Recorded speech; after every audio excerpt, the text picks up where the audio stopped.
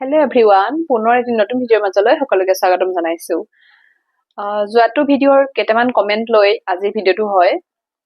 প্ৰথম কমেণ্টটো আছিলে যে আমি যেতিয়া পলিটি পঢ়োতে ইণ্ডিয়ান পলিটি আৰু আছাম পলিটি দুটা বেলেগ বেলেগকে চিলেবাছত পাওঁ। এতিয়া ক'ব লাগে যে ইণ্ডিয়ান পলিটিত কি পঢ়িব লাগে আৰু আছাম পলিটি মানে ছাবজেক্টত কি পঢ়িব লাগে। একচুৱেলি আছাম পলিটি টপিকটো বহুত সৰু হয়, এইটো কাৰণে সৰু বুলি কৈছো।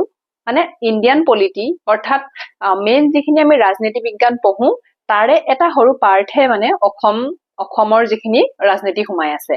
আমাৰ ইণ্ডিয়ান পলিটি আমি যেতিয়া পঢ়ো, ইণ্ডিয়ান পলিটি পঢ়াৰ পাছত কেইটামানহে কথা থাকে যিখিনি আমাৰ মানে ষ্টেট ৱাইজ মানে ৰাজনীতি সোমাই থাকে। আৰু আমাৰ প্ৰত্যেকখন ষ্টেটৰে নিজা নিজা মানে ইলেকশ্যন হয়, নিজা নিজা মন্ত্ৰী থাকে, CM থাকে, গভৰ্ণৰ থাকে। এই বস্তুখিনিহে অকণমান বেলেগ হয়। গতিকে আমি যেতিয়া মানে মেইনলি পলিটি বুলি কওঁ তেতিয়া আমাৰ মানে সেই ইণ্ডিয়ান পলিটিয়ে বুজায় আৰু ইণ্ডিয়ান পলিটি আমি ভালকে পঢ়িব লাগে। আৰু আছাম পলিটি বুলি যিহেতু পাৰ্টটো দি দিছে, আছাম পলিটিত এতিয়া কি সোমাই থাকে সেই কথাকেইটা আজি মই ইয়াতে কৈ দিম। ভিডিঅ'টো বহুত সৰু হ'ব আৰু মানে পইণ্টখিনিয়ে কৈ দিম, গতিকে ভিডিঅ'টো শেষলৈকে চাব। এতিয়া প্ৰথম যেতিয়া আপুনি আছাম পলিটি পঢ়িব, আপুনি প্ৰথম পঢ়িব লাগিব আছাম একৰ্ড। আমাৰ আছাম একৰ্ড যেতিয়া চাইন হৈছিলে সেই চনটো লাগে। তাৰ পাছত লাগে আমাৰ সেইটো সময়ত আপোনাৰ মানে কোন কোন আছিলে, কাৰ কাৰ মাজত আছাম একৰ্ড চাইন হৈছিলে।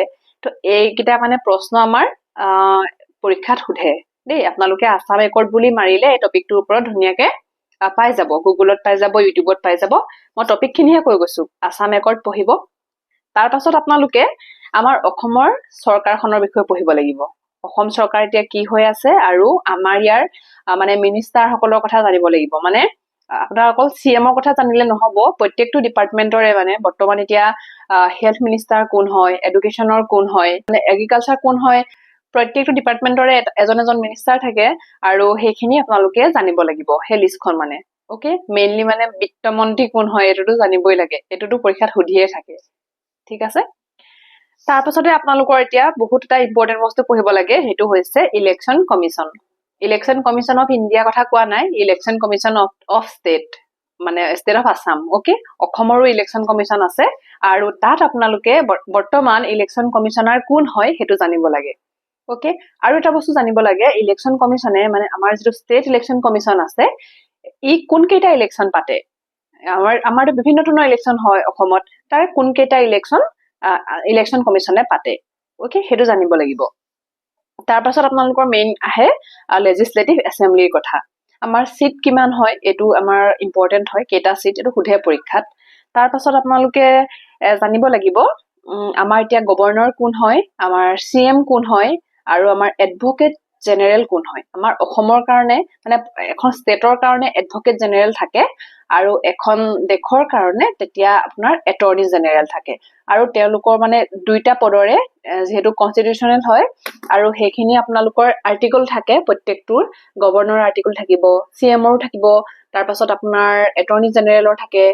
ঠিক আছে, এই আৰ্টিকলখিনি জানিব লাগিব। তাৰ পাছত থাকিলে আহিব হাইকোৰ্ট। আমাৰ যেতিয়া আমি চেন্ট্ৰেললৈ গুচি যাওঁ তেতিয়া আমাৰ সুপ্ৰিম কোৰ্টৰ কথা আহে, আৰু যেতিয়া আমি ষ্টেটলৈ গুচি আহোঁ আমাৰ হাইকোৰ্টৰ কথা আহে। আৰু হাইকোৰ্টৰ কথা আহোঁতে আপুনি আৰ্টিকল জানিব লাগিব। ঠিক আছে, হাইকোৰ্টৰ সেইটোৱে ইম্পৰ্টেণ্ট হয়। আমাৰ কোনখন হাইকোৰ্ট আছে এইটো জানেনে?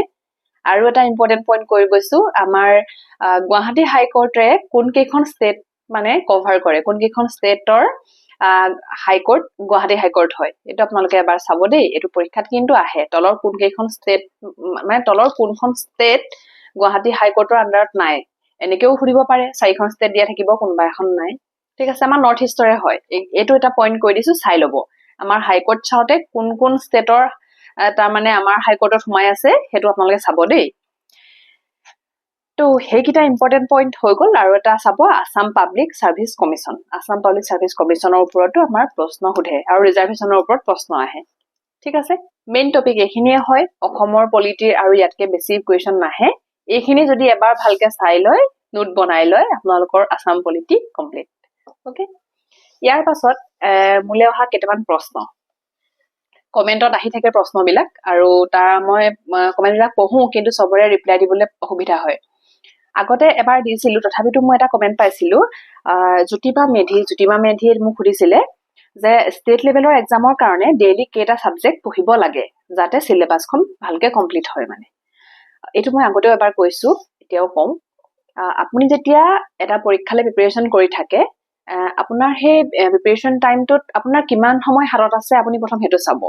এতিয়া আপুনি এডিআৰই 3.0 দিব, এতিয়া আপোনাৰ তালে বহুত সময় আছে, প্ৰায় 1 বছৰ মানতো ধুনীয়াকে আছেই। এতিয়া ইলেকশ্যনৰ পাছতহে নটিফিকেশ্যন আহিব, তাৰ পাছতো 10 মাহ সময় পাব।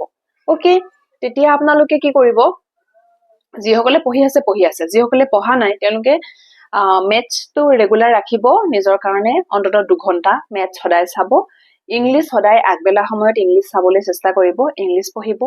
কাৰেণ্ট এফেয়াৰ্ছ সদায় কিবা নহয় কিবা চাব, লাগিলে দুটাই পঢ়ক কিন্তু কাৰেণ্ট এফেয়াৰ্ছ সদায় চাব লাগে। অ'কে, কাৰেণ্ট এফেয়াৰ্ছ, মেথছ আৰু ইংলিছ এইকেইটা সদায় ৰাখিব। জিকে লগত কি ৰাখিব, জিকে আপুনি গোটেই 6-7টা ছাবজেক্ট, জিকেটো বহুত ছাবজেক্ট আছে, গোটেইখিনি ছাবজেক্ট ডেইলি চাব লাগিব নেকি, সেইটো এটা প্ৰশ্ন আছিলে। তেনেকে নালাগে। আপুনি এটা কাম কৰিব পাৰে, আপুনি আজি যদি পলিটি পঢ়িছে, আপুনি পলিটিৰ লগত হিষ্ট্ৰী পঢ়ি দিব পাৰে। অলপ অলপ লিংক আছে যিহেতু দুইটা টপিকৰে, দুইটা মানে ছাবজেক্টৰে। বা আপুনি জিঅ'গ্ৰাফী পঢ়িছে, আপুনি লগত ইকনমিক্সো পঢ়িব পাৰে। আজি যদি আপুনি পলিটি আৰু হিষ্ট্ৰী পঢ়িছে, তেতিয়া কাইলে আপুনি ইকনমিক্স আৰু জিঅ'গ্ৰাফী পঢ়িব, তেনেকে পঢ়িব। অ'কে, একেদিনে গোটেইখিনি বস্তু নহয় মানে। আৰু তাতো ভাগ আছে, আপুনি যদি আজি ইণ্ডিয়ান হিষ্ট্ৰী পঢ়িছে, নেক্সট ডেট আপুনি আছাম হিষ্ট্ৰী পঢ়িব, তেনেকে পঢ়িব। একেদিনাই যদি ইণ্ডিয়ান হিষ্ট্ৰীও পঢ়ে, আছাম হিষ্ট্ৰীও পঢ়ে, ৱৰ্ল্ড হিষ্ট্ৰীও পঢ়ে, তেনেকে মানে একেদিনাই আজি হিষ্ট্ৰী পঢ়ি শেষ কৰি দিওঁ, এনেকেও নহয় মানে। অ'কে, খালি যিটো পঢ়ে আপোনালোকে চেষ্টা কৰিব যাতে আপোনালোকৰ কনচেপ্ট ক্লিয়াৰ হয়, আপোনালোকে কিবা এটা বুজি পায়। আজি যদি আপুনি 1 ঘণ্টাও পঢ়ে, অন্ততঃ সেই 1 ঘণ্টা পঢ়াৰ পাছত চাব আপুনি সেই 1 ঘণ্টাটোৰ পৰা কি শিকিলে। যদি আপুনি 2 ঘণ্টা 3 ঘণ্টাও পঢ়া টেবুলত বহি আছে, কিন্তু তাৰ পাছত যদি আপুনি ৰিকল কৰিব ট্ৰাই কৰে, তেতিয়া আপোনাৰ এনেকুৱা লাগে যে মইচোন একোৱে মনত ৰাখিব নোৱাৰিলো, বা মোৰচোন একোৱে মই বুজি নাপালো। তো সেইটো পঢ়া বুলি নকয়। কিতাপ এখন চাই লাইন বাই লাইন পঢ়া মানে পঢ়া নহয়, আপুনি কিমান নিজৰ ভিতৰলৈ সোমাব পাৰিছে সেইটোহে পঢ়া একচুৱেলি। অ'কে, এইটো বেলেগ কথা, আপুনি কিবা ডাটা কালেক্ট কৰি আছে, এইটো অ'কে, কিন্তু যেতিয়া আপুনি পঢ়িব আপুনি মনোযোগ দি পঢ়িবলৈ চেষ্টা কৰিব। গতিকে সেইটো কথা আজি কৈ দিছো। আৰু এটা কথা, যিহেতু এইকেইদিনতে NTPC এক্সাম আহি আছে, আপোনালোকৰো হয়তো বহুতে এপ্লাই কৰি থৈছিলে, মোৰো এপ্লাই কৰা আছে। মই ভালকে প্ৰিপেৰেশ্যনত নাই, তথাপিতো মই এক্সামটো দিম বাৰু। মানে অকমান ফ্ৰেছ হৈ থাকিব লাগে, মানে পঢ়াবিলাক অকমান সেয়াই, পৰীক্ষা দি থাকিলেহে মানে আকৌ ট্ৰেকত আহিব পৰা হয়। এতিয়া যদি মই পৰীক্ষা দিব যাওঁ, তেতিয়া মই গম পাম ন যে মোৰ এইখিনি মানে প্ৰিপেৰেশ্যন কমি আছে, তো তেতিয়া মই আকৌ নেক্সট এক্সামলৈ ভালকে পঢ়িব পাৰিম। তো তেনেকে মানে আপোনালোকে পৰীক্ষাবোৰ দি থাকিব। NTPC আপোনালোকে যিসকলে এপ্লাই কৰিছিলে ধুনীয়াকে পৰীক্ষা দিব, মোৰ শুভেচ্ছা থাকিলে। ময়ো পৰীক্ষা দিমগে। মোৰ যোৰহাটত পৰিছে চেণ্টাৰ, আপোনালোকৰ ক'ত ক'ত চেণ্টাৰ পৰিছে জনাব। কাৰোবাৰ যদি দূৰত পৰিছে জনাবচোন, কিছুমানৰ মানে মই জনামতে দূৰতো পৰিছে চেণ্টাৰ। মোৰ বাৰু নিয়াৰেষ্ট যোৰহাটে আছিলে, তো যোৰহাটতে মোৰ চেণ্টাৰ পৰিছে। ঠিক আছে, ভিডিঅ'টো আজিলৈ ইমানেই, বহুত ডাঙৰ নহয়। মই সৰু সৰু টপিকবোৰ এনেকে অলপ আনি থাকিম এইকেইদিন, যিহেতু পৰীক্ষাটো দিমগে, অলপ অলপ পঢ়িবও লাগিব। তো থেংক ইউ ফৰ ৱাচিং, বাই বাই।